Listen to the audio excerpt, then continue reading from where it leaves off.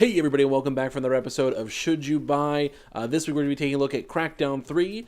First teased in 2014, Crackdown 3 is now finally here after delays and several studio shakeups. Many thought the game would never come out, but it launched February 15th on Game Pass and for full retail value.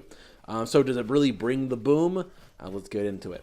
So the story is basically the agency is back. When investigating a strange occurrence in a mega city, Commander Jackson and his agents are vaporized by a force unknown, regenerated from their remains from a freedom fighter. Jackson and company discover this evil corporation called Terra Nova has developed a city of New Providence as a refugee center of sorts, and basically a bunch of weird stuff's going on, and the agency is tasked with getting down to the bottom of it. To be completely honest, the story is basically non-existent. It's very, very minimalistic. I have not discovered any sort of twist or anything like Crackdown 1 and 2. I have not seen anything just yet. There may be some stuff behind the surface. I have not gotten all the surveillance caches yet, at least at this point. So let's talk about the graphics. This is a 30 frames per second game, locked. I'm playing this on the X. I know on PC you can get it higher than that.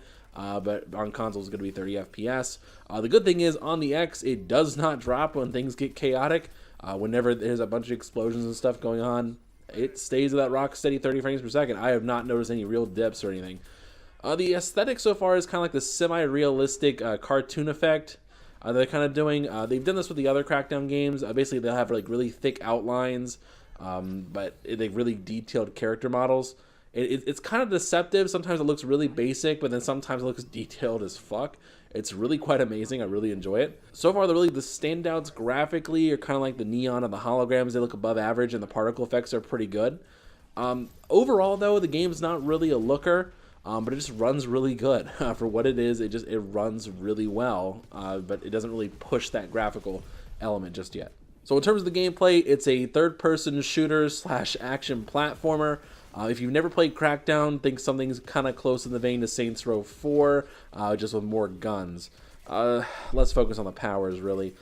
This upgrade system is more of like an incremental one, where you pick up orbs and do certain actions to increase your skills. You have like agility, which focuses on your speed and your jump height. Strength will allow you to do like have melee damage and what you can grab, what you can carry. Guns will do more damage. Explosives, they do more damage, and you can get some better stuff as well. And driving, you get different types of cars and just general driving ability. It's a pretty dated format, but it still really works very well for what it is.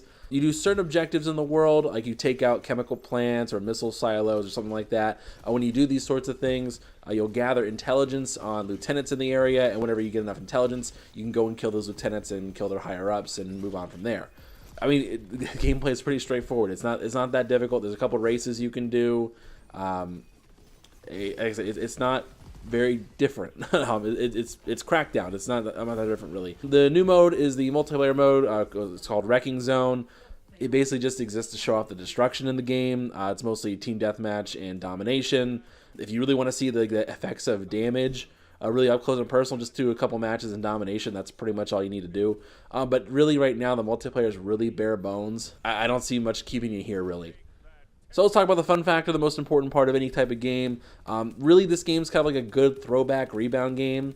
It's very old school. It feels last gen in terms of design, and there's nothing wrong with that necessarily. This is the kind of game where you just come off of a really big, thick game you've been really working on really for a good long time, and you just need something to chill for a weekend. It's just turn off your brain and do some explosions. Really, the best part about this game is Terry Crews. I mean, he's the most fun part about this game. The best lines come from him, and he has a good personality that goes along very well with the game. But he's really way underutilized. He does some propaganda lines here and there, and like he has his opening cinematic, which is great. But that's it. Like it's just there. I really wish there was more Terry Crews in this. So the verdict here. I mean, it's a good game for what it is. It's mechanically sound. It just doesn't really bring the boom. It's more like a bang. $20. Play it over the weekend. Never again. Have some good fond memories while playing it. I really think Terry Crews deserved a better first outing for in terms of video games, but I do want to see him in more stuff from this. I mean, it's worth $20, or if you got on Game Pass, yeah, go definitely play on Game Pass. It's a fun game to play. It's just not going to keep you here very long. Anyway, guys, thank you guys for tuning in, and I'll see you guys on the next Multiverse show, and we'll do another episode of Should You Buy. See you guys later.